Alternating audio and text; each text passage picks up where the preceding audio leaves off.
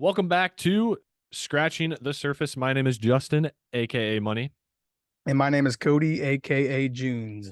and thanks for joining us on this week's episode. I know Cody and I are very, very excited to get in this, and we're uh we're going to be covering The Thing from 1982, and just with how shit's going on in real life, this was a perfect movie, a perfect storm, if you will.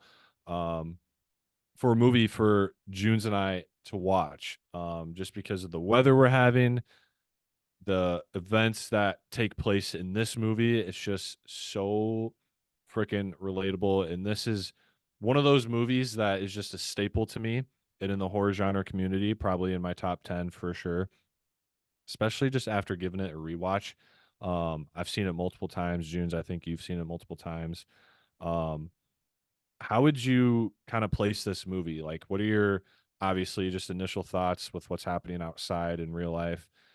Just a perfect storm, I think, in my opinion, for us to be covering this movie this week. It has been an absolute doozy here in the Midwest, weather-wise. The snow has been insane. We're at sub-zero temperatures. If you're outside for more than 30 minutes with your extremities exposed, you're going to get frostbite. I mean, there's no way Yeah. around it. So this film, The Thing, embodies all of that when it comes to the extreme, cold, dangerous weather. And The Thing has all of it and more, the entirety of the film. So just to be able to watch this last night with the sound of the wind outside and the snow blowing up against the house, and then to be sitting down watching The Thing, a movie that is completely based in a snow-ridden environment down in Antarctica. It's just the perfect storm, like you said, for a movie to watch, a movie to review at this time of year, dead of winter, isolation, just trying to survive. And we have plenty of that throughout The Thing. Our cast is so fucking good. That's one of my favorite things about this. I came for the Hmm. horror and I end up getting a really good cast of people that I actually care about, people that I want to see survive. But The Thing has plenty of deaths dispersed throughout. So if you want to see some death, you want to see some gore, unbelievable practical effects, you will get it with The Thing, a 1982 movie directed by the GOAT himself, John Carpenter. Shout out Yep. to him. He's the Shout out. man. We see a lot of those elements from John Carpenter in The Thing that are really, really enjoyable. So I hope that you had a fun time with it. From what you said, it sounds like you did. And I'm just excited to dissect this thing and get into it. Yeah, I watched it last night. Perfect storm to watch it. Just unbelievable environment outside with seeing this. It puts you in the movie. Literally. Like it's unbelievable. And before we dive into this, make sure to give us a like. Please, please check us out. Full lengths episodes on Spotify. You can see June's and I's face on YouTube. Listen to us on Apple Podcasts, and we are on TikTok, and that's at Scratching the Surface 100. And as a bonus, we are going to beginning. We're going to begin, I guess, to do a new segment, kind of right in the middle of this episode, and hopefully continuing forward. If y'all like it, and if Junes and I think it works out, we'll leave that a surprise. But it's going to be some table talk. Uh, and figuring out some cool things within the genre of Junes and I. So stay tuned for that. That will be coming very shortly. It'll come quick here. And to begin, I guess, Junes, I'm going to read the movie info quick and we'll dive into this. So, in remote Antarctica, a group of American research scientists are disturbed at their base camp by a helicopter shooting at a sled dog. When they take in the dog, it brutally attacks both human beings and cannies in the camp, and they discover that the beast can assume the shape of its victims. A resourceful helicopter pilot, played by Kurt Russell, and the camp doctor, played by Richard Dysart, lead the camp crew in a desperate, gory battle against the vicious creature before it picks them all off one by one. So, if you're listening, hopefully that puts a good image in your head. Now, you're probably thinking a beast that can assume the shape of its victims. That's what this whole movie's about. There's trust issues that start to happen within the group.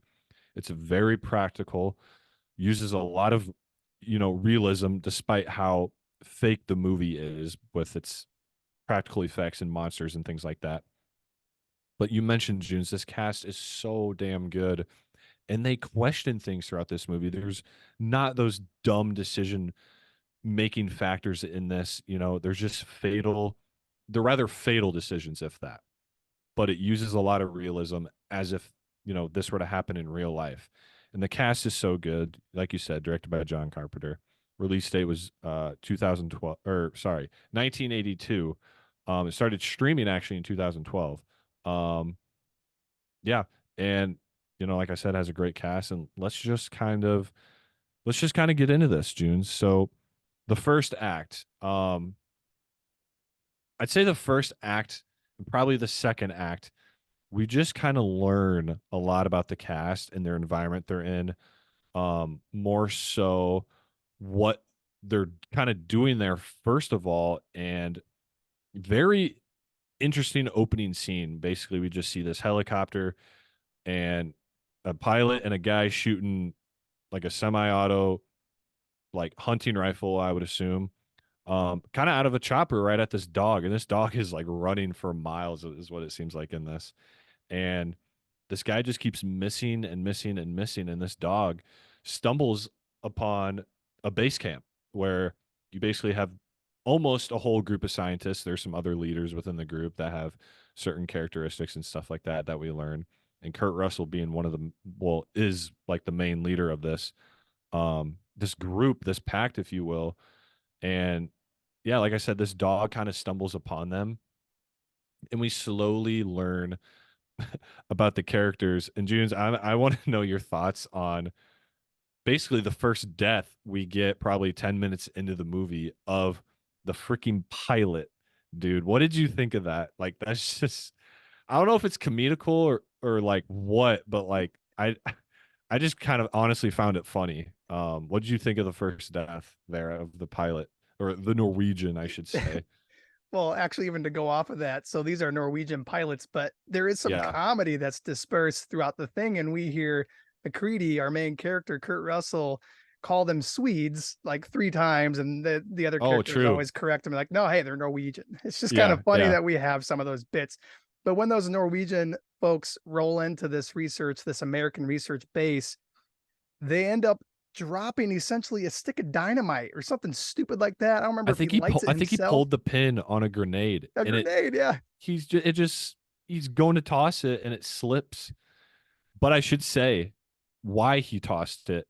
The first Norwegian that had the gun shooting the dog actually like started charging the group, and they're all confused. They're like, "What the hell's Yep. going on?" They don't even know who these people are. It's probably been a while since they got any visitors or anything. And he pops off a couple shots, actually landing a shot on one of the dudes. And I think it's Gary, Yep, Gary. Gary, who almost plays like a military or police role in this movie, actually breaks out a window and gets a shot off on the shooter, and then his co-pilot or whatever pulls the pin on a grenade and draws it back like he's gonna throw, and it slips right out of his hand. And he starts to go dig for it in the snow, and it just blows him up with the chopper. And the shooter guy is also dead. Gary lands a nice shot on him, and that's kind of how this movie opens up.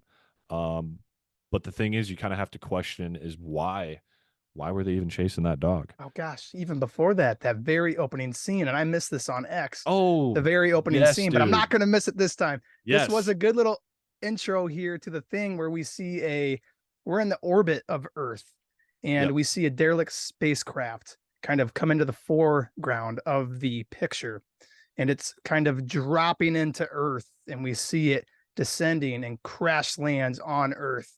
That's the very first bit. So that gives us a little bit of an explanation of where we're going. It's pretty minimal, Yeah. but and then we jump into that when we have those Norwegians both succumb to death. It's unfortunate because we never actually got an explanation of why they were there in the first place, why they were trying to shoot a regular looking husky.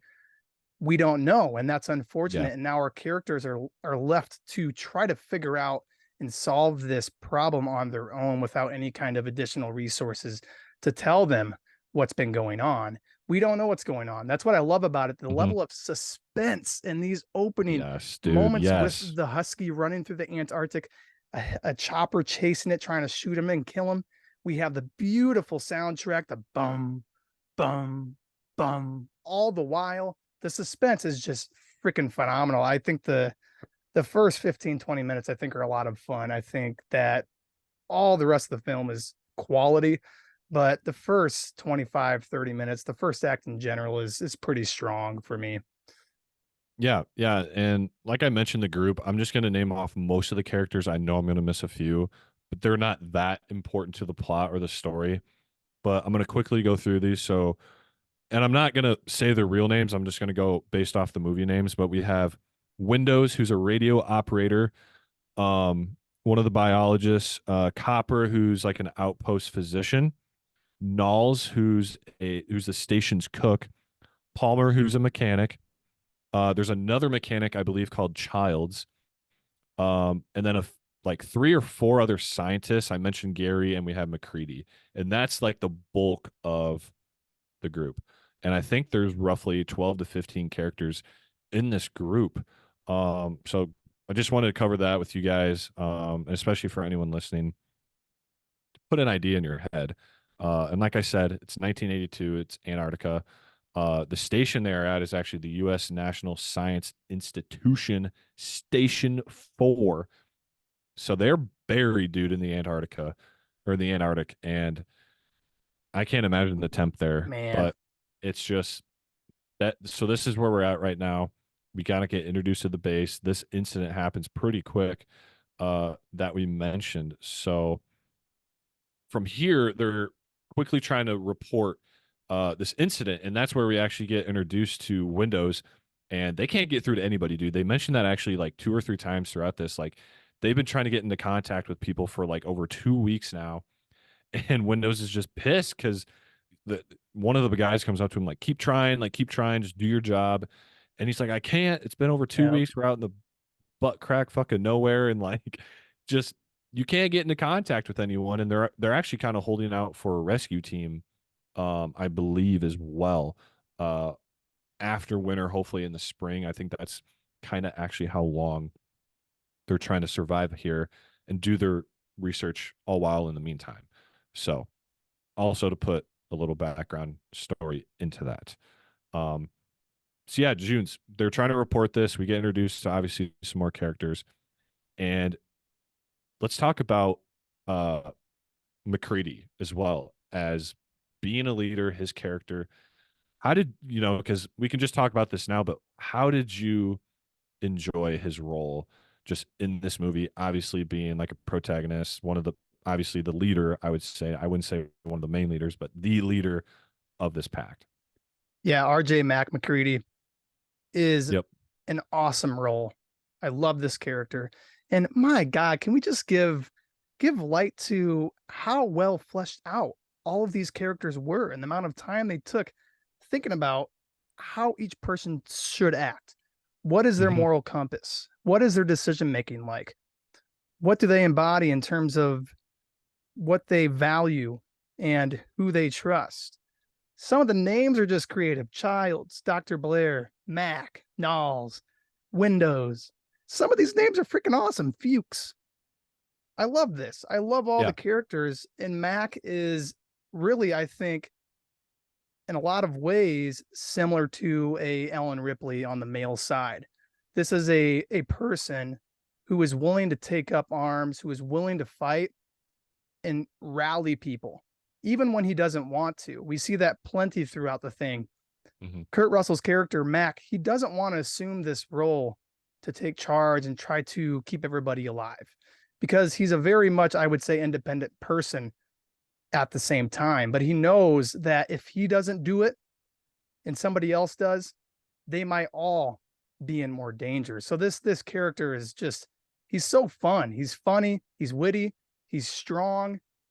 You can't help but like him. And there's a scene there too, I believe, in the early going we have one of the characters who, before Mac goes out to check out the Norwegian research base, which we will get to that point here very shortly, one of the characters is like, "Is he really getting in that chopper and flying in these conditions?" And the other character's Yeah. like, "Mac knows what he's doing." So it just goes to show that the characters that we all have here trust Mac, except for Childs. Childs is a little bit skeptical of him. They have this fun kind of back and forth. They disagree with each other a lot. There's a little bit of bickering, but those two, Childs and Mac, I think are some of the two strongest characters in this film. Yeah, I agree. Like they display Mac and Childs just as just a ringleader, strong character, but also independent. I love how you said that. Mm-hmm. And basically reliable upon the group because if they're not the leader, like shit's gonna hit the fan, and it's gonna hit the fan way sooner than it should. And the outcomes are gonna be insanely different. So I love how you brought that up. So yeah, let's talk about this Norwegian base. So, like I mentioned before, they're trying to report this incident and they discover a base. And yeah, McCready goes and flies out there with a couple other guys and they stumble upon this ship, dude, that just looks like the Millennium Falcon. It And does. it's it's insane. And it looks good on screen. Like I can't deny that. And they stumble upon it. They actually go down in there.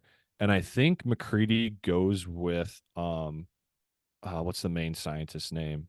Is it I Copper think or Dr. Blair. Dr. Blair, and then we also have Copper. I think yeah, those are the two main yeah. people I there think for the he goes with scientists. Blair though. And they kind of just sweep the ship and we see another death and this was just so cool, dude. I just love talking about this. The guy frozen in there with his like neck or his head basically halfway like cut off and his wrists were cut and you just see the frozen blood. Literally an ice sickle of, or a blood sickle if you will, of like a blood, and it's just froze and the effects and the like, it looks so damn real, dude. And what did you think of that scene? It's obviously a huge scene, part of the plot to this, them stumbling across this. What were your thoughts as they were just kind of going through here? We have to have these moments to catapult us into the rest of the film, and it's Yeah. so it's so perfect though. It's not rushed. Everything feels like it's where it should be. And when they arrive at this Norwegian base, they find absolute destruction. They Hmm. see that a lot of the facility has been at least lit on fire, most of it burned down. We see a lot of things burned out in the snow, and we actually come upon some very twisted looking human slash, I don't even know what you want to call it. It was clearly burned by some of the people that were there. We don't know why, but what we're looking at is inhuman, at Yeah. least from what we can make out of it. It's 100%. disturbing. It's distorted. You can't really make out what it is. Is it human? Is it extraterrestrial? I don't know. It just looks fucked up. That's all I they know. they say like, oh, it's something, like they Mhm. don't know either. Like it's funny. Yeah. The level of suspicion and suspense all around is just built up so well in the early Hmm. goings, and especially in those moments at the Norwegian base. And when we end up with Kurt Russell going to one of the back rooms before leaving, just to check out one more room before they head back to their main base, he comes upon something inside of there, and it was just a digged down section of ice, and presumably somewhere that something was buried underneath, and something extraterrestrial that was not supposed to be put back out into the world. And it did get released. Our assumption is that the Norwegians found this down in there and were digging at it. The Norwegians Right. also found that main area with the actual derelict spacecraft. So there is so much questions that we have on our mind as the viewer right after these scenes and going forward. Yeah, and I love it because yeah, like you said, it creates suspense. Like you have a great opening scene. You're like, what the hell? Who are these people? They stumble upon this. They find this alien, obviously a thing, and some dead bodies with it. And they're like, what? And then the hole, like you said, and they're like, what the hell is going on? Mhm. And they get so intrigued by it. And They end up bringing that creature back, and the effects on that, dude, we get some insane shots of and close up shots of it, and it's almost like thawing the effect, the steam coming off it when they do bring it back to the base. And they urge Blair to actually do an autopsy on it, and he's basically saying this thing has like human organs. It has a heart, liver, kidneys, regular human intestines. And that, dude, is where it's like, was this a person? Like, did this thing transform? Like, why would it have, like, it looks nothing like a person, obviously. Why would it have very similar human traits? Maybe not from the outside, but 100% from the inside. And that's what the autopsy showed. So crazy.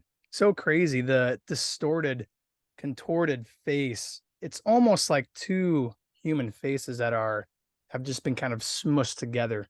Yeah. And they're both screaming. At least the look on the faces of these humans, non-humans, whatever you want to call Hmm. them, they're screaming out for pain, and you see the agony when you look at it, and it's just so hard to look at it. You can't take your eyes off of it though. That's how good it is. It just Hmm. amazes me. And when we have that revelation that wow, these are human organs, now we're just thinking, how can this be a real thing? What is going on, Doc? Can you explain a little more for us? And Doc's just, he's as confused as the rest of them. He's Yeah. the guy who's supposed to know the answer to this. He straight up tells him, I don't have the answer. And we have a couple good scenes later on, right after that, for the most part, actually, where they're asking the doc, "What is this?"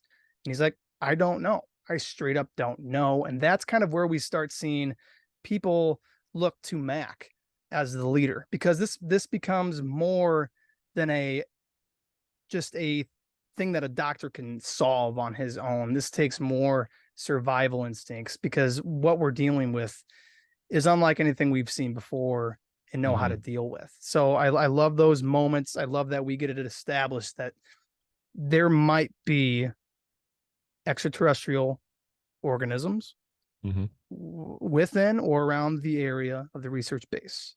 That has been cemented, and that is super suspenseful. Yeah, and they mention that too. Like they state the facts just kind of like how you did. Like the critical thinking is amazing in this movie. And while all this is happening, we get some shots of that husky dog, or whatever you want to, I think it's just a husky. Shots of it just kind of around the base, and an eerie kind of look on its face, dude. And then we get to the scene where we see a silhouette of a man sitting down, and it stumbles upon in his room, and then I believe it just kind of cuts, and you don't really know what happens. And at this point, some other things go on. We have some dialogue, and one of the cool moments in this movie, we see the first I'm just gonna call it like a transformation, I guess, of the dog. And we have another guy named Clark, who's kind of like, I don't even know what you want to call him, kind of just like a dog sitter. Yeah. Like that's kind of how I labeled him in this movie. He's the one that cares really deeply for these dogs. He obviously has an emotional connection with them, and he leads it downstairs. And apparently they have like 6 7 other dogs just like it, huskies, locked up in this room, a big open area for him to lay down. And it goes in there, and it's very weary at first. It like hesitates, and all the other, and Clark turns the lights out. He goes back, same routine, nothing new. And this dog that originally came to him transforms into one of these things. And this was just unbelievably portrayed so well. It was amazing to reflect back on this and to see, first off, its face opens up, the blood coming out, and then like strings of like intestines flying everywhere.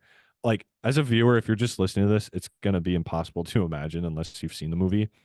But it's it's literally like an alien looking thing that comes out, and McCree and all these dogs are barking, and Mac hears it. He knows something's up. He pulls the fire alarm, gets a shotty, and a bunch of the guys run down, and they're like, "What the hell is going on?" And they look inside, and this thing's just going haywire, and it actually spits some juice or fluid out at another dog. Poor Mhm. dog, rest in peace, that dog. Yep. Um, It's a good it dose. basically like dissolves it down later that we see in another shot shortly after. And I think, um, I don't know. I think it might be Childs comes in with a flamethrower. They actually start shooting it, and Childs finishes it off with a flamethrower. But this thing tries to jump through the ceiling, break out. He eventually just torches it up, and like I don't know how else to explain that, Junes. But like, what did you think of our first trans? I'm just gonna call it a transformation, basically. You did it justice. Oh my god, I love that we have Clark. I think that's the person that was in that room you were talking about before. We see the shadow of a human figure, and the dog goes into the room, and I think it's presumed for us as the viewer that Clark is probably the person in that room. He's very close with these dogs. I love that. It makes us question from the get go. It might be Clark. Clark might be. Right.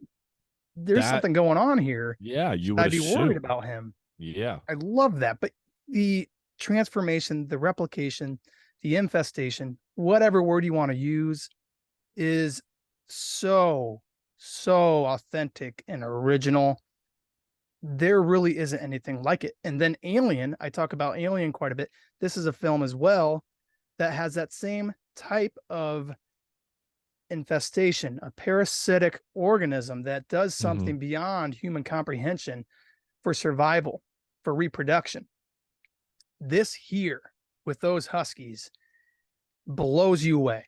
You see that first head split of the dog's Yeah. head, you're in shock. You're in shock. You have chills going down your spine. Yeah. That's the best I can describe the feeling when you're seeing those scenes transpire. And once all the group is together, they see all of this chaos. Like you said, you have Childs come in, light the flamethrower. Everybody is now sitting there thinking, okay, we saw the body. We saw this inhuman organism. Now we know there's actually something alive, and it is in our facility. It is time to start trying to tighten our our watch and be more on the lookout for anything strange and out of the ordinary, because what we just saw was nowhere close to Yeah. ordinary. Now our lives are at risk, and we know that.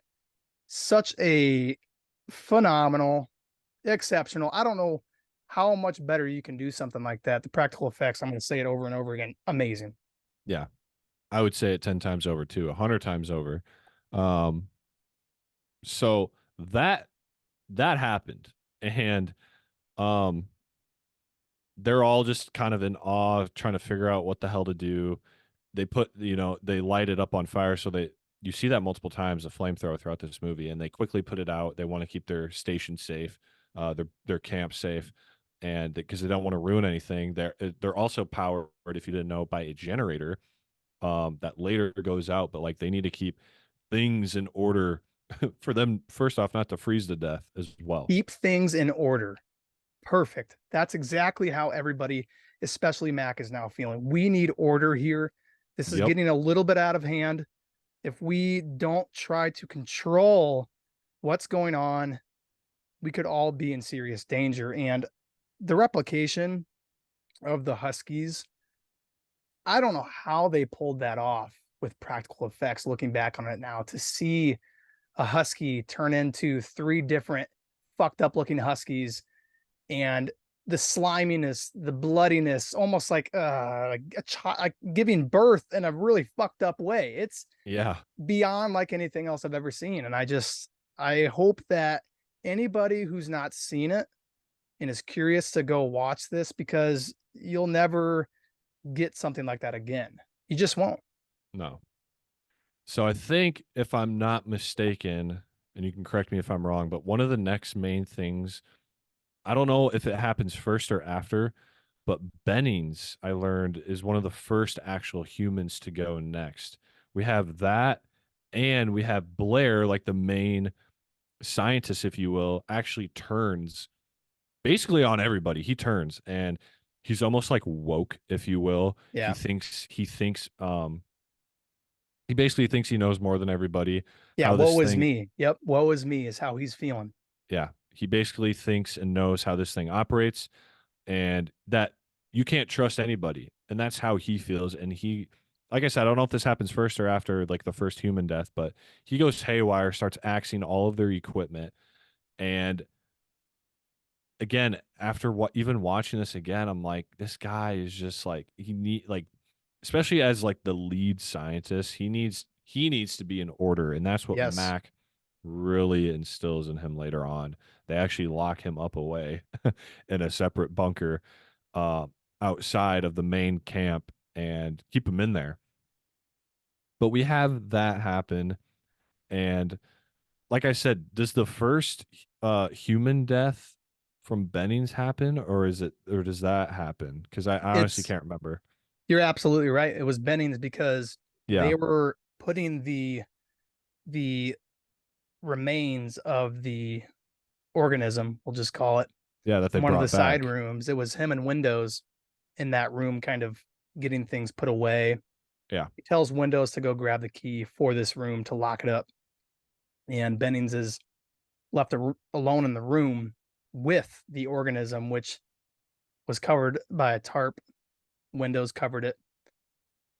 We come back in, we see Bennings's body being taken over by, I would say, those tentacles or organs, kind of like a tentacle organ, you could call it, that was yeah, wrapping him up entirely, going into his mouth, gosh, replicating him. yeah.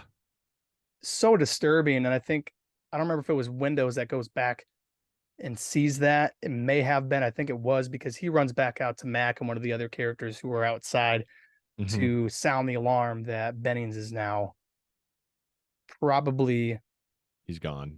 yes, Yeah, at risk. We find Bennings then outside. I think that they start him on fire. The yeah. They group light him up, is, dude. yep. Again. We hear this groan like scream from Bennings when he's kneeling down on the frozen ground with the rest of his friends. These are people they've spent years with. And Gary mentions that specifically after Bennings' death. I've worked with Bennings for 10 years, man. I know him, man. We're close. We see Bennings do that Yeah. creepy as fuck. And that's when they light him up and he burns to death. And that's so effective, so impactful and resounding. It lets us know that these deaths are going to be very, very gory. They're not going to hold anything back. I don't care if you care about the character. They are going out with a bang of gore and blood and violence. That was a good kill. Oh, 100%. You nailed that perfectly. And check mark that off the list. The first human is now dead, and they've actually experienced not only the dog but Bennings and just how this thing can now be onto humans. And they're kind of learning more and more about it just as the literally moments go on. And there's a few more things that happened to kind of wrap up almost the first half of this movie and before we get into our segment. Um, let me see here. I think it's who's the other main or I think it's Copper. Yeah, there's so many characters in here. Copper, who's one of the physicians, he actually wants to now he suggests doing a blood test. I don't know if you remember this scene too. Very, very critical, important. He wants to mix everybody's blood. I think with the blood from the creature they brought back Mm-hmm. and see if there's a reaction. And they go to like the freezer or the fridge because everybody has drawn blood stored already. And they get there and it's already broken into, all the bags cut. And they're like, how the hell? And they start debating and arguing because there's only certain people that have the key to it. And, they're wondering why someone who would jeopardize this. So someone thought of this ahead of time already. And it makes you, again, this movie just does such a good job of it. Question, is someone infected right now? Is someone an imitation already? And the movie hints at this many times ahead of itself, as we'll talk about it here in the near future. Um, and they're trying to see basically just who's vulnerable, who might be an imitation, who's got this freaking organism in them, and nobody at this point, I think it's at this point, after this scene specifically, nobody trusts anybody now. Nobody. After hearing that, and who might have access to that to get the blood, and they cut all the bags. So great scene, critically important to talk about. This is where the first half of the movie ends for me. It's when we have Dr. Blair going crazy. They've Yep. locked him away. Everybody knows that there is the potential of infection and assimilating from the original body. We don't know who possesses this parasite, this infection. Everybody's questioning everybody. The suspense, the tension, when we have everybody in a scene together, those are some of the strongest moments in the Mm-hmm. film for me is when we have all of our characters together because they all play off of one another so goddamn well. Just another hats off to the cast that they have here. It seems so believable. It seems like these guys have been living together for years and they've been working Mm-hmm. together for years. The tension's so high. The blood, the bags of blood being discarded. Who the hell would do that? Why would you do that? We don't know who Yeah. did it. And I think right away they kind of put it off on Gary, but when I was watching, I'm like, I don't think Gary would do that. He seems like a good dude. Why would he want to do that? Why would any of these guys do that? They I all think seem Gary like was good one people. of the key holders too. Yep, he was I the key think, holder. and him and someone else, and they debate about it. I can't Copper remember who had it is. access to them, but I think Copper had to give them back to Gary, I think is what it Yeah, was. yeah. So all of that is so good. We have Fuchs, who's been in contact with Dr. Blair, has read some of his notes he's been taking all the while studying this organism. He relays to Mac that it could be anybody here. Mm-hmm. Even if this thing has been dead for thousands and thousands and thousands of years, it can still latch on. It's still Mm-hmm. alive, even though you think it's dead. And that's that moment we see the look in Mac's eyes. Because at first, when Fuchs takes him outside to tell him that and to reveal that information to him, Mac is just thinking, okay, Fuchs, what do you want? What do you want from me here? And once Fuchs tells him that, you see the look in his eyes, and Mac, Mac knows it's game time at this point, and it sets us up impeccably well for the second half of this film. God, that was a fun first half. It What a good was. first It's half of such a film. it's and it's only going to get better. It's such a Yeah. perfect build up to now what we Mm-hmm. see when shit starts hitting the fan, and who's going to trust who's going to come out alive, who's going to survive it. It's survival of the fittest almost at this point, with Mac just being the leader, man. And we get some very good scenes coming up. So our table talk for this week's episode, me and Junes have picked 5 movies, and I got mine. I don't know about you, but I got mine pulled up on Rotten Tomatoes, and I'm going to read. Well, both of us are going to read a sentence, maybe two, depending if it's short, from the movie synopsis, and then when the movie was released, and see if we can guess the movie. I'm gonna read mine first. Let's just get into this. So, Junes, for your and I. By the way, audience. I'm going. What I think, and Junes's taste. I'm gonna go from probably easiest to hardest, in my opinion. And these, and I'll give you a hint right off the bat, Junes. These are not. There's only one old movie, only Yeah. one, and you'll hear it when I tell you the date. But so for your first movie, as the two men realize they've been trapped by a sadistic serial killer nicknamed Blank and must complete his persevere puzzle to live, flashbacks relate to the fates of his previous victims. Also released in 2004. 2004. Yep. The Ring. No. 7. Nope. You got a couple more seconds. I'll give you two more guesses. Okay. Oh, I'll give you two more guesses. You want me to read it again? yep. One more time. Okay. As the two men realize they've been trapped by a sadistic serial killer nicknamed Blank and must Saw. complete. Yep. See, I'm warming you up. That's what I'm doing. That I'm took warming too you up. long, man. I should have 2004. We just talked about that with Yeah, Saw, man. Come on. that's the first Saw. So I, Unbelievable. I thought you would have got it right away when I said puzzle as well. One for one. We're counting that one. One for one. Atta boy. All right. Money, are you ready? Oh God. Let's go. This one is from 1960. A young couple trying for a baby moves into an aging, ornate apartment building on Central Park West, where they find themselves surrounded by peculiar neighbors. 1960. That's what's throwing me off right now. Oh man.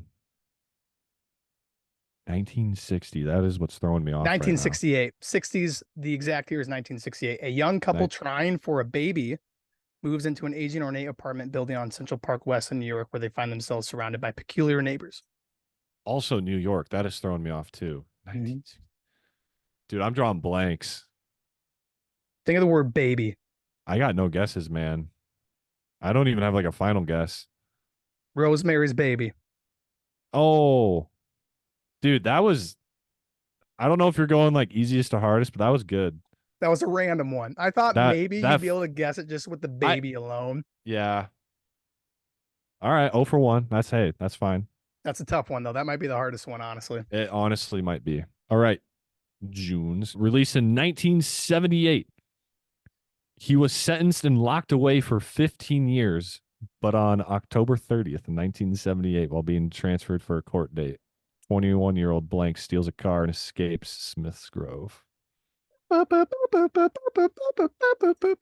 Easy, so easy, man. Boom. Fuck yeah, baby. Thank you for the easy one. I'll take it. Two for two. Yeah, Twofer. that's that could have been first actually. That was a gimme. All right. I think you might know this one because I remember talking to you about it. This is a 2019 movie. A vertical prison with one cell per level, two people per cell, only one food platform, and 2 minutes per day to feed. An Oh, endless nightmare dude. trapped in the hole. Starting timer. Oh, oh my God. I've seen this. What is this? Is it I, the plat or yep, the the platform. You platform? got it. I'm giving it to you. Yes. Good job. I remember talking to you about that. I think I Yeah, I've started, seen that. I've I seen it watched the recently. first 10 minutes. I never finished it, but you said it was solid. So I'm hoping I get around It's to it's finishing. interesting, man. Like I don't think there's an in between. I think you'll either like it or you won't. But Yeah. definitely different style movie. But I kind of enjoyed it, so I can't discredit it. Here we go. Timer starts now. Released in 2013. Let's see. James and Mary and their two children struggle to survive the night while trying not to turn into monsters like the ones they're striving to avoid. If you know the characters, that's going to help you out tremendously. I'll Mm, give you a hint. It has Ethan Hawke in it. okay. 2013. Yep. Yep. Think of surviving the night. That's Can't probably be all. Sinister. Sinister? No. I'm going to say no way. Ethan Hawke.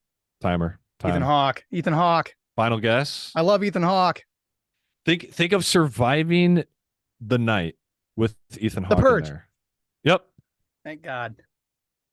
God, those come to you kind of later for some reason. Okay. Yeah. All right, money. Number 3 for the man. Here we go. Oh gosh. I think you should know this one.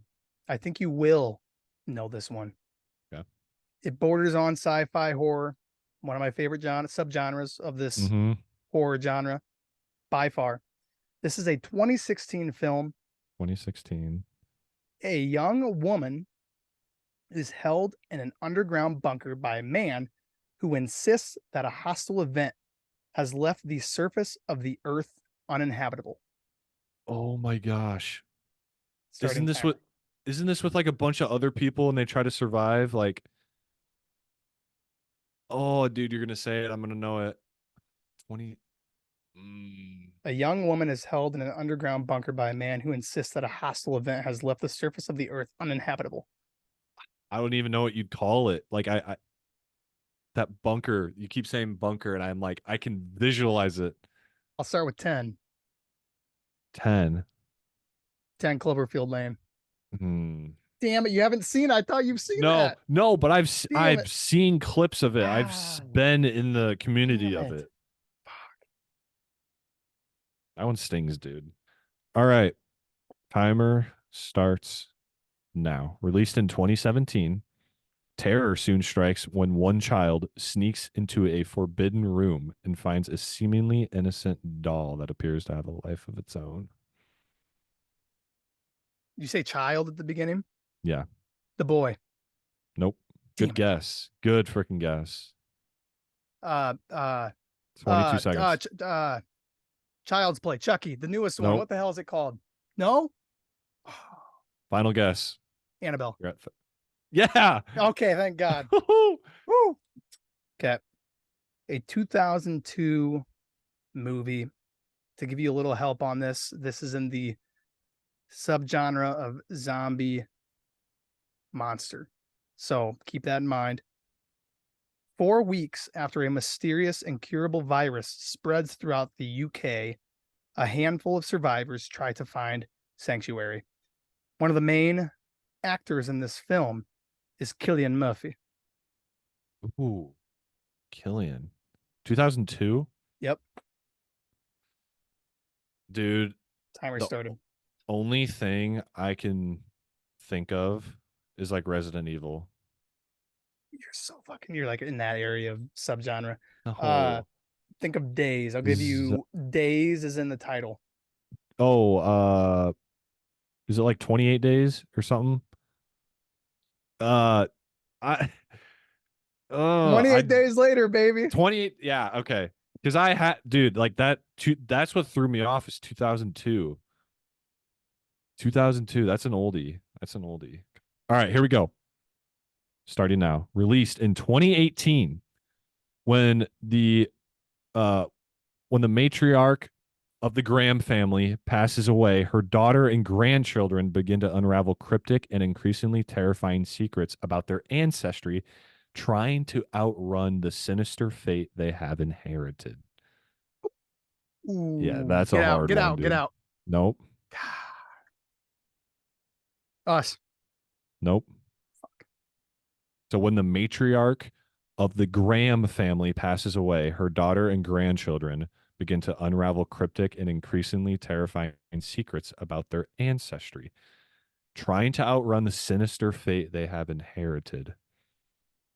Ooh, Released in that's a good one, 2018. Money. That's a good one. I think you got me. You got a guy stumped. I'm bowing out. I'm 4 for 5 here. Kind of I want it's to hear it. it's hereditary. Oh my God, I should have said it. I Yep. don't remember I've anything seen it about recently. matriarchy, though. I don't remember that in that film. Damn it. Yeah, and if you Oh, dude, if you just know names, you'll be 100% every time. The Graham family, like if you knew yeah. that, The 100%. Grams. Unbelievable. So, a lot of people are probably going to hate on me for that. That's fine. I like Hereditary. It's not my fave. Maybe that's why I forgot about it. I don't know. I Great don't know. question, though. Also, yeah, I was stumped there. I was trying to think matriarchy. Man, that's a good falls one. under mystery and thriller for Yeah. horror. So So, Money is 2 for 4. And the last one I have for you, Money, I don't think you've seen this before, but it's such a big movie in this subgenre of horror. oh gosh. This is in the crime subgenre and suspense of horror. It was Hmm. released in 1991. It's got a big time actress in it, Jodie Foster. It also has a big time actor name in it, and Anthony Hopkins. You better fucking know this. I believe in you. You're strong. Money, you're strong. A young FBI cadet must receive the help of an incarcerated and manipulative cannibal killer to help catch another serial killer, a madman who skins his victims. Silence of the Lambs. Attaboy. I knew that. That was easy. Let's say, if you don't know it, I'd be shocked. It's dude, I will say also for the audience, this isn't like normal for me anyway. So like hearing someone read it back to you, it's Yeah, actually and you're on the spot, it's it's actually difficult. pretty difficult. Even if it's like an obvious one, some of them more oblivious and Yeah. hidden than others. But like, dude, it's actually pretty tough on some of these. Even if like you're listening, you're like, oh, it's that, it's that, it's that. It's like, hey man, I feel the same way. Yeah, Just like if Cody didn't know one, it's like, yeah. So of but that was fun money. Thank you for bringing us to the mid segment, the table talk. course. A lot of fun. So back to the thing. So let's see, where did we leave off basically? So I think the blood tests and kind of getting uh introduced to Fuchs as well and getting Mhm. him burned alive. They burn him and a lot of the remains from the lab and things that they've discovered. Um so at this point too, they find one of Mac's like pieces of clothing ripped up and they think he has actually turned. And the group at this point too is now split up, Junes, if Mhm. you remember correctly, because there is a lot going on. Um, actually, at this point, kind of hard to follow, especially with the amount of characters we still have uh remaining. And I'm trying to think here. What exact do you refresh me? Do you kind of know what happens at this point? Because we do have one of my favorite kills coming up as well. Yes. So at this Hmm. point, we had Fuchs who actually, I believe, burned himself. Because when we had Mac outside, I don't remember if he was with Windows or who he was with, but whoever it was, they discover Fuchs's burned body in the snow, and laying next to him was Mac's clothes. And they revealed that this organism tends to rip through the clothing of its victim. And that Yeah, clothing, when found, is an indicator of who is potentially infected. So that creates a level of suspense. And going forward, I think really we just have the characters on edge, being on the lookout. We still have Dr. Blair locked up. He has nowhere to go for the most part. And I don't believe we really have a whole lot of crazy kills that take place because essentially all we're working to at this point, money, is that blood test. I think we have a few scenes with Mac taking a recording on a tape recorder of himself, talking about the situation. I think all the other characters are just trying to figure out what's going on and trying yeah, to solve who is potentially infected. yeah. And I think they actually attempt this three times. The first time it failed. Blood bags were ripped open anonymously, and now we have them trying to do it again. And this is where we get to probably my favorite kill. We have, I think it's Copper.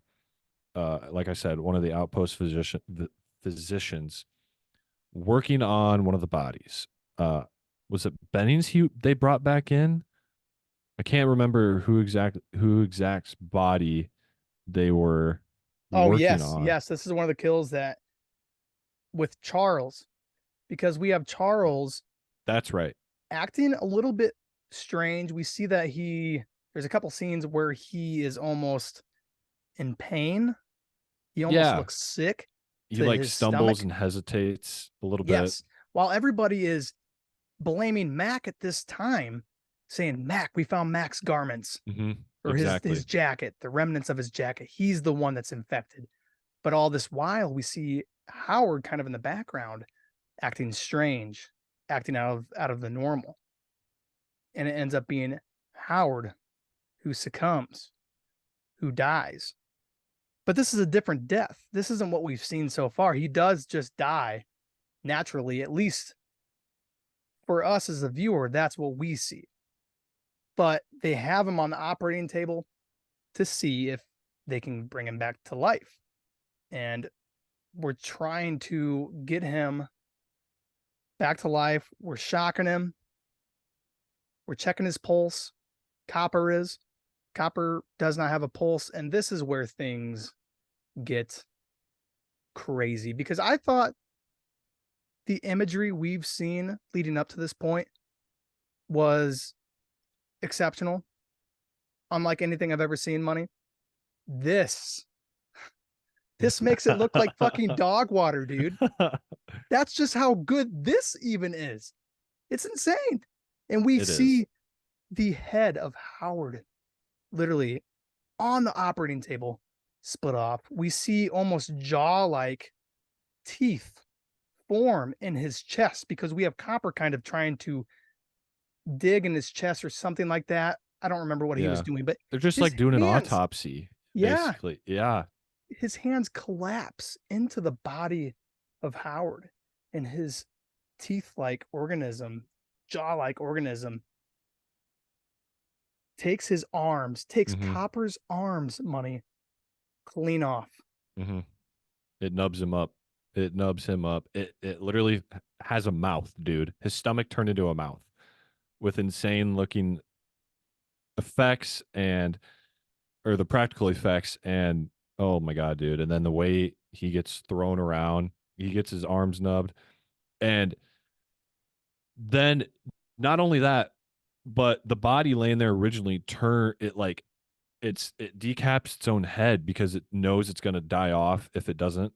So Yep. this organism literally trying to survive, willingly knowing, hey, I'm going to separate myself from the core Mhm.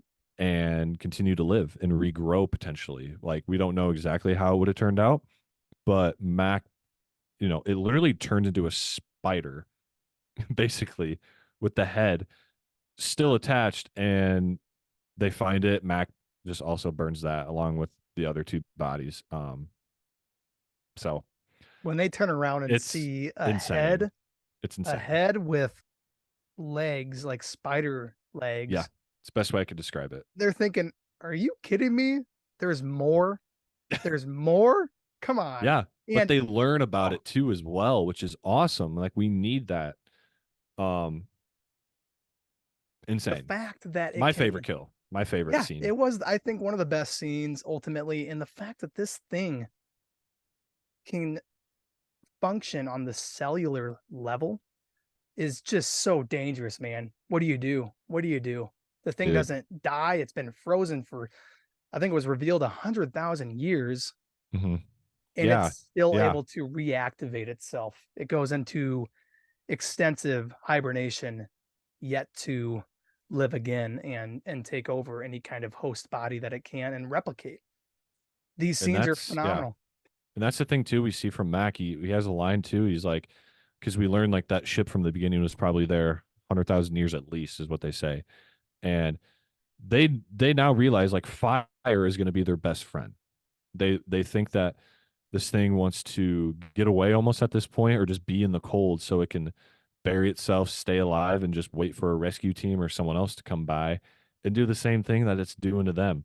This group specifically just knows a little bit more about what's going on and they're trying to get rid of it. They're trying to eradicate this thing and its hosts that they're trying to figure out basically. So, I like and that they're consistent with the fire being effective yeah. because every time they use the fire, it kills the organism as effectively as it did before. So I like that. Hmm. There's this sense that the fire will work and they're consistent with that. I like that you bring that up with the fire.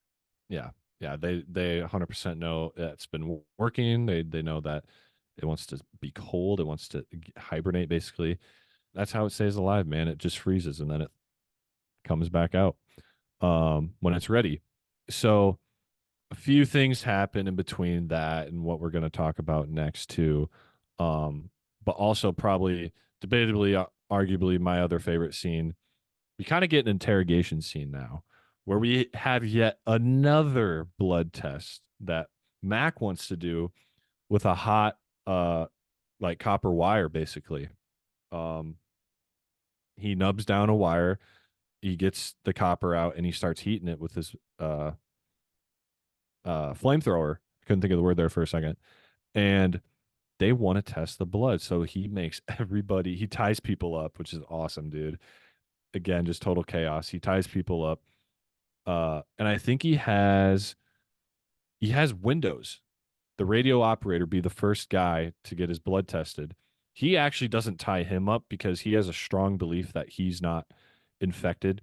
So he basically just cuts his thumb right on the spot into one of those I'm just gonna call it a cartridge, but it's where you can like test bacteria and stuff in. Mhm. It's a lab thing. I can't remember what it's called. It's a little dish, clear dish, and he has him cut his thumb, draw some blood, and then he gets his hot uh wire basically, and he thinks that if you poke it, that the host will have a reaction to being inflicted with pain, and it's gonna do something as soon as that wire touches their blood. I love what you say there, Money, because the organism is trying to survive, and this is exactly what Mac is trying to explain to everybody, that it will do Hmm. whatever it can. This blood, if it is the blood of the organism, it's gonna try to escape. You will see it react. I love that. Yeah. So he gets he does Windows first. He's good. And now he's got Windows holding another, we see multiple of these, another flamethrower on his back, and he's just pointing it right at him, ready to go in case anything happens. Like total chaos, no trust whatsoever. Split second decision. If something happens, he's torching him. And I can't remember who he tests next, but we have kind of that group that's tied up. We had Yes. Windows. Let's talk about Gary him. Gary's tied up. Um Childs, I believe, is also tied up. And Palmer, who we find out has it. He is infected. Palmer is there. And then on the side, they actually have Clark and another body that are already dead tied up. Mhm. I can't remember who else is there next to him, Yeah, so we had a couple but tense scenes where yeah. Clark is deciding for himself, and this was the character that from the beginning we were made to believe could be suspect. Hmm. But Clark, the whole time, man, he was human the entire fucking time. So it's crazy to look back on that, especially in those moments when he tries to take Mac out because he's fed up with Mac essentially. Mac, quick reaction, quick reflexes. He's a leader. Turns around, pops him in the head. Beautiful. Clark thought he was going to get to Mac. Mac's a badass. Not going to happen. So Clark is dead, like you said. And we have those three characters tied up. A lot takes place here in these scenes. My Oh, God. yeah. It's a great scene, dude. Each time they test the blood, it's just, oh my It's so God. intense. It's It's so so intense, and intense, man. the unknown is so thick, dude. Like you can just feel it. Who do you trust? Who do you not? Is it going to be him? Is it going Yeah. to be him? I don't know. Yeah. So they test these guys' blood, and we learn that Palmer, one of the mechanics, who's smoking some J's, I think, too, in this movie, is infected. He's got the thing, and he pokes that blood tray with that hot wire, and it like screams and like transforms a little, and then he drops it. They kind of freak out. The blood's on the. You literally see the blood like squirming away. So cool. Such a cool little detail. And Palmer is just sitting like shaking Get me the so hell out of here. bad. Like, I mean, they're tied up with rope. So he's just like shaking, freaking out. And his face, dude, transforms. It's such, I can't even describe it, dude. He basically gets zombified, and his face ends up like splitting. And so the problem they have too with this scene is their flamethrowers actually aren't working at the moment, and Windows is just in awe. His isn't working either, and he's just like face to face with Palmer, and he gets his head clamped on by these massive jaws, and he gets flown in the air like a rag doll, thrown into like a corner of the room, and Palmer just goes haywire, and I think he ends up kind of getting loose but torched in the end outside, and they come back in to finish off Windows as well. Windows is just sitting there injured, but you can see Yeah. him. He's like so bloody, still half human, but he's like Yep. slowly transcending and transforming, and they just torch him on the spot too. So there's two insane deaths back to back that just boom happened so quick. But dude, that scene might top it. I don't know. I And still Gary is sitting there too, tied up, and he's like, "Get me the hell out." He's like, I do not want to spend the rest of my winter tied to this effing couch." And like, such a great line, dude. Such a great line. And that's a huge major part of the movie too. Couple deaths happen, another blood test, and successful though. And at this point, you're just eliminating people and narrowing down the hosts at this point. But so cool, dude. So cool. So cool. Such a cool scene. oh my god, I could not agree with you more. I concur on every level. These scenes are unlike anything else. When Palmer succumbs as well to the infection, this was a character that I love I'll touch on it very briefly. Yeah. Earlier on, when they're talking about in the first act, even what this could be, is it extraterrestrial? What is it?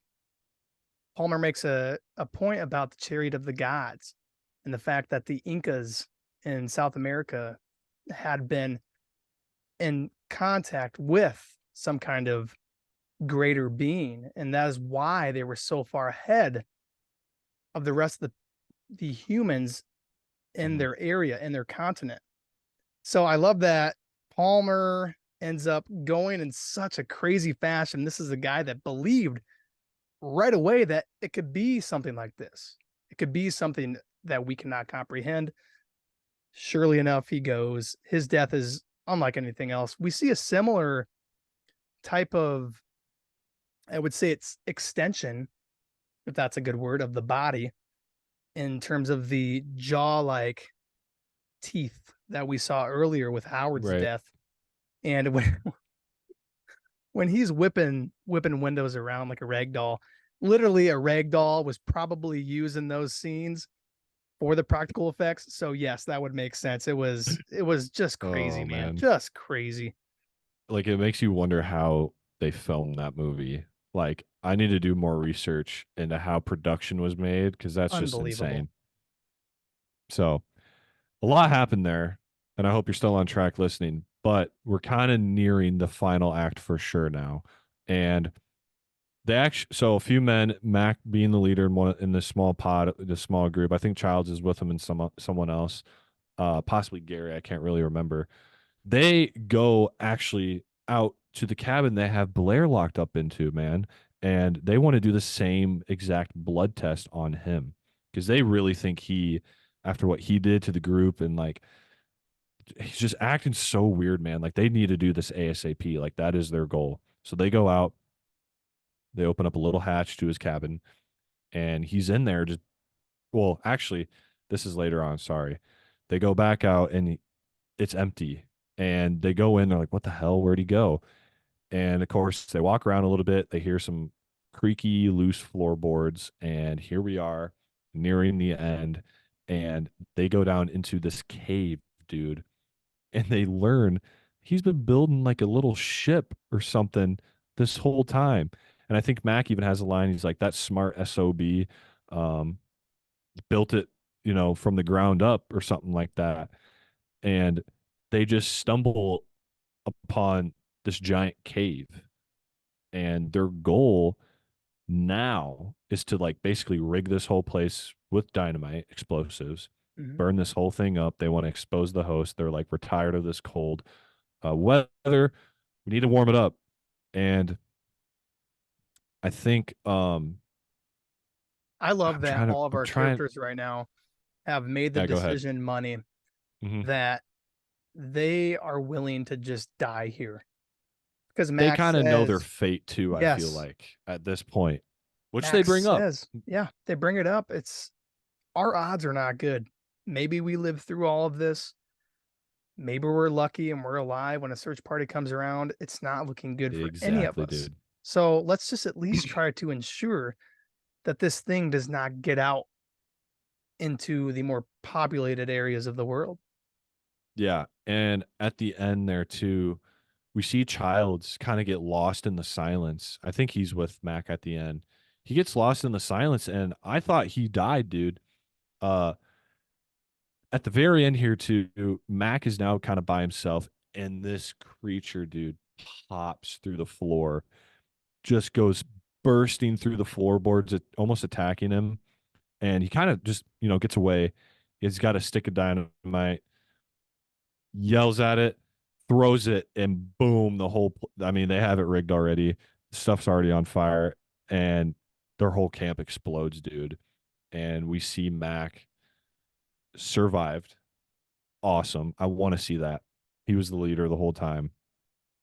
And Childs comes stumbling out, dude. And he sits by him, and we're closing in our final moments here. But actually before that too, let's see, Blair had a kill in that cave. I should have brought that up earlier. Blair had a kill in that cave, and such a weird one. Um, he like sticks his fingers in the guy's face there at the end and kind And of just Gary. drags him off scene. Yeah. And but we see him transform into that thing before Matt kills it and blows the whole place up. But yeah, that's Yeah. basically how it ends. I don't know if you have final thoughts, but like, that Childs and Matt kind of have a face to face final on screen scene here. Um, Basically saying, man, like, I don't know what's gonna happen. What should we do? Let's just sit here for a while. And it ends, dude, with it gets a great shot of the camp, stuff's on fire, Yeah. just that.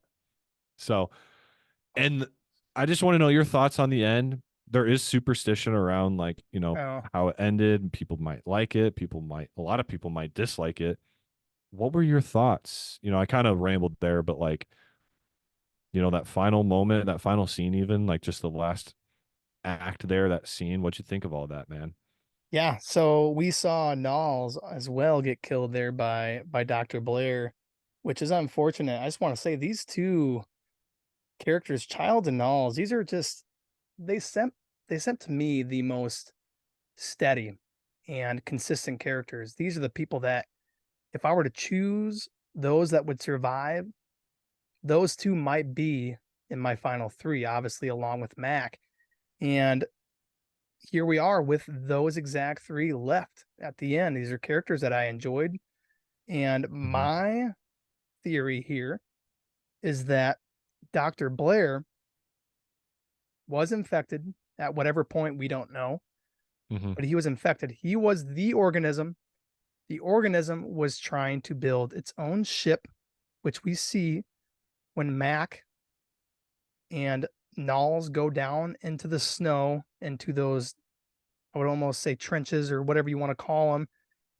We see that derelict. He's building it. It's a spacecraft. My theory is that Blair was infected and he was wanting to get out of uh Yeah. out of Earth and back to his home planet.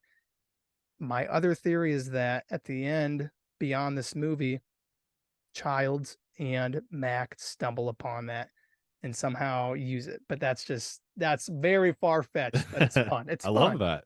But I love that. the mutual respect, yet also kind of bullshitting with each other that we have from Childs and Mac at the end, like they still are questioning each other a little bit, which is freaking awesome. Like I'm just gonna Yeah. sit here and wait. I'm gonna wait and see if you turn, and they both have that mutual thought. And what a good way to end the film.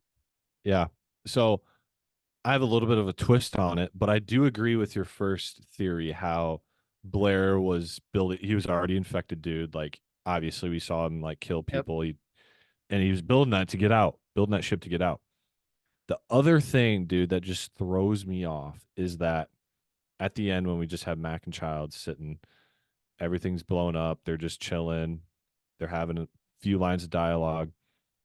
In the movie, you can see Mac's breath, like he's like a train, like in the cold Mm-hmm. winter. Like every time he breathes, dude, you can see it. Yep. When it pans to Childs and every time he talks, you don't see his breath. Get out of here. No, I'm serious. Oh, Rewatch it, you won't see it. So my theory is that Childs at this time when they're talking is already infected. And I mean, and then probably Mac dies with him in the end. And then so he already knows that, well, it blew up, but they had the ship. So I'm thinking he had a chance to get out because this is the other thing to my theory. Remember when he like gets lost in the silence. He walks away and leaves Mac, and then that's when Mac blows up, Yep. the whole place at the end. Oh, money. That's a He great walks alone theory. in silence. He gets lost in the silence, is what I want to say. That's the best way to put it. And Mhm. then he comes back randomly at the end after the whole explosion, after everything. That's just one thing I saw and found out because like it just doesn't make sense. It's just a subtle key thing that you just don't see. Like so maybe he's Yep. an imitation, he's different. He's not showing I regular signs of life even though he's a perfect imitation of a human, but there's subtle key things there that give it away. That's my theory though. I like your theory better than mine. My question is though, does Mac take him out if it happens? Knowing Mac probably.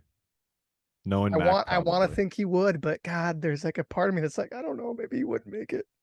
I know. Am I Because crying even if right now? even if he does, even if he does, he's got a whole camp that was a camp before it blew up. Yeah. That's just in ashes now, dude. Like, So so he his odds of what do you do? surviving are so slim regardless. I think the thing lives on and goes back under the ice, man. I think it Honestly. does too. I think it does for a Honestly. potential sequel down the road. So yeah, yeah. But Well, that's gonna wrap it up. We're gonna get into ratings though. So this is dude, my favorite part. Even aside from always. our fun segment and wrapping that up, ratings are always my favorite part. And I'm curious to see what you have to say. I'm assuming a high score, but I want to see how close we are in the ballpark. I am so excited to hear what you have to say. I don't know if you want to start or me, but I think we're gonna have probably similar opinions, and yeah, we'll just see how close we are on ratings, man. I am so excited and curious to hear what you have to say. Yes, sir. I can start here with the thing. This is one I come back to, and I'm just equally in awe with each watch by just how groundbreaking it was. The 80s was fairly successful for the genre, I would say. And then the 90s died off a little bit. The 80s was a good decade for this genre of film. The Thing is one of those films within the genre that really solidified what we want in a horror film. It's Hmm. got the idea of isolation, questioning each other. We have the suspense and the air. There's a little bit of extraterrestrial origin as well that comes into play and just mixes up the overall confusion even more so. We have a cast that is so goddamn good after we talk about it again. I don't think I love Alien Money. Alien's one of my favorite movies. I think The Thing has nearly a better cast all around. It's so good, man. It's so good. The practical effects are, at least for me, I'm still trying to expand my horror knowledge, but it's the best I've ever seen, bar none, no doubt in my mind. So Yeah. that alone, you know you're getting quality here when it comes to those effects. Unbelievable. We have an organism that is so hard to comprehend, and that just adds to our insecurities as humans. We think that we can figure things out. We think that we can fix what's gone wrong. But when we have a thing that is uncontrollable, not defeatable, we are left in complete fear. Hmm. I felt that fear just like every other character in this film through the entirety.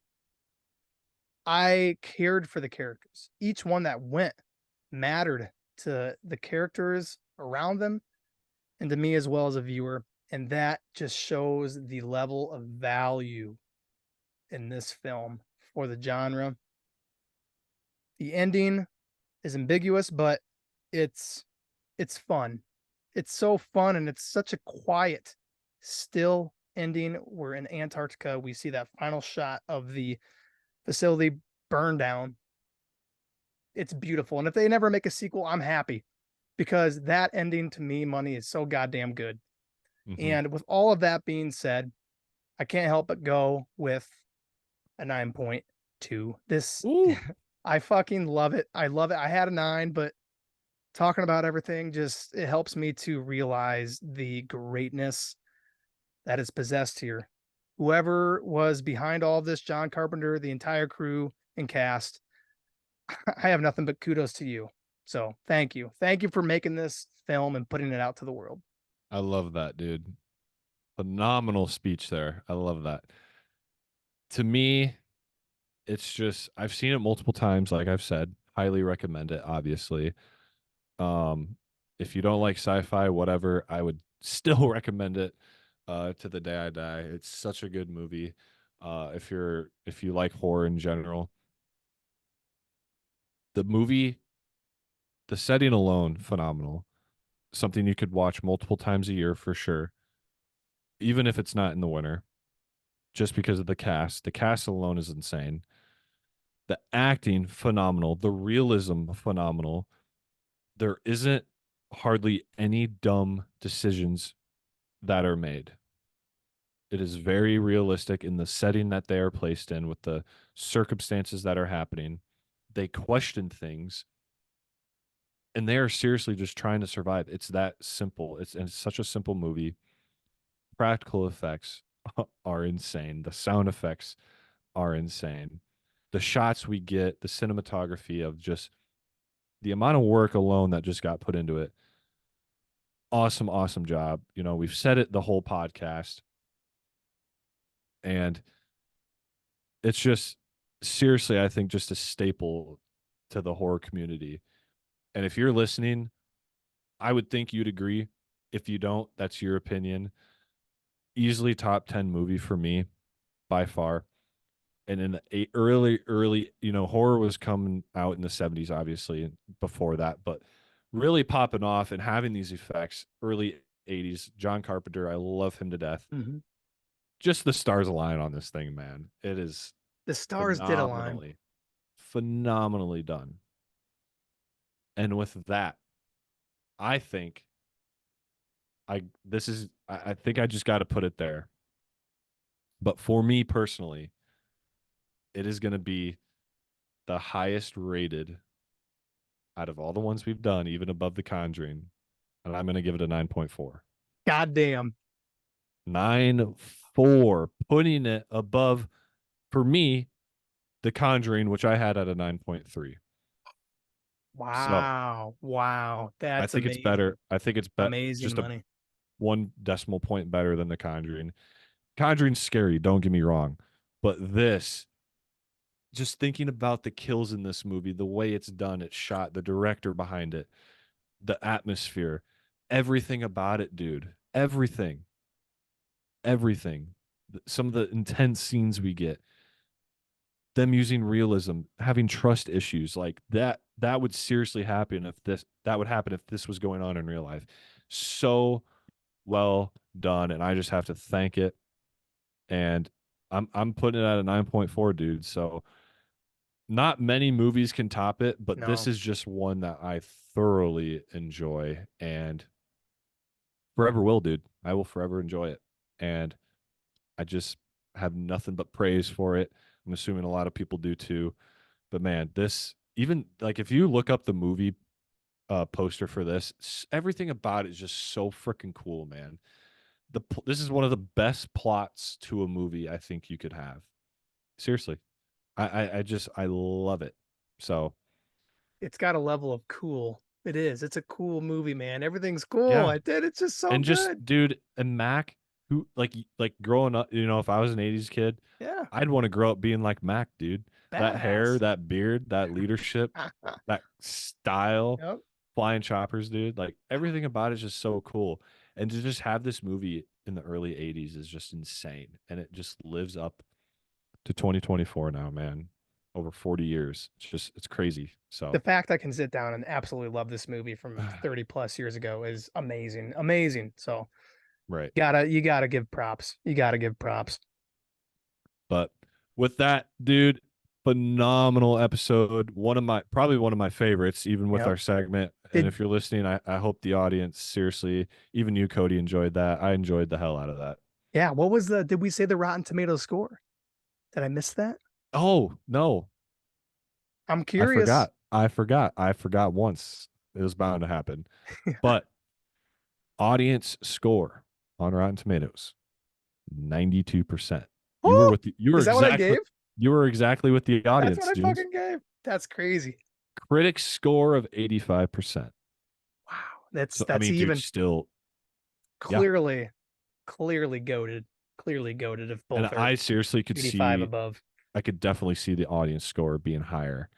Critics are just weird, man. Mm-hmm. No matter how much we love a movie, you never think it's going to be what the Yeah. rating is, what you want it to be, and that can go in both directions, positive or negative. But 92% of audience, man, 92%. Amazing. That's What so a high. fun time, Money. I'm just glad to be here. So yes, I will leave it to you here for our closing final thoughts, and I'll leave it to you, brother. Not very many final thoughts. Go watch it, guys. That's all I'm Go going to watch say. it. Go watch it. Go watch it. I want you to have as an enjoyable experience as I know that Junes and I had, especially during the winter now. No better time to watch it. Get yourself some popcorn, a snack, just sit down and watch this, man, and hunker up for the ride. That's all I'm going to say. So, thank you guys. Make sure to check us out on all our platforms. Like we said, full episodes on Spotify and Apple Podcasts. You can see our faces and our reactions on YouTube. Leave us a like, leave some comments. What do you guys want to see next? Junes and I have our own personal list, but we would love for you guys to give some feedback. And check us out on TikTok for any teasers, uh, things we've recapped from previous episodes, random stuff from Junes and I. So we love sharing this experience of horror. It is one of my favorite things to do. Junes, it's been an absolute blessing tonight to share the experience, man. And I'm glad we did such a fun movie, dude. It was a blast. It was a blast, and I look forward to many more to come. So, with that, we've been scratching the surface tonight. We guys hope you have a safe week. We will see you next time. And peace out, guys.